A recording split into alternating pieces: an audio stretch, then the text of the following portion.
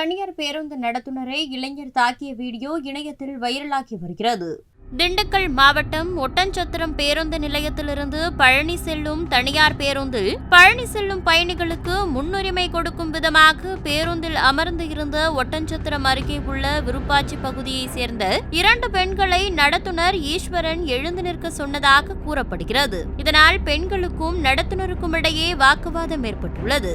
இதனைத் தொடர்ந்து பெண்கள் போன் செய்து தனது உறவினரிடம் இதை பற்றி கூறவே விருப்பாச்சி அருகே பேருந்தை தன்னுடைய இருசக்கர வாகனத்தை கொண்டு மறித்த அப்பெண்களின் உறவினர் ஒருவர் பேருந்திற்குள் இருந்து நடத்துனரை சட்டையை பிடித்து கீழே இழுத்து அவர் கன்னத்தில் ஓங்கி அறைந்தார். தாக்குதலில் காயமடைந்து தனியார் பேருந்து நடத்துனர் ஈஸ்வரன் சத்திரப்பட்டி காவல் நிலையத்தில் புகார் அளித்துவிட்டு திண்டுக்கல் அரசு மருத்துவக் கல்லூரி மருத்துவமனையில் தற்போது சிகிச்சை பெற்று வருகிறார். சம்பவம் குறித்து சத்திரப்பட்டி காவல்துறையினர் விசாரணை நடத்தி வருகின்றனர்.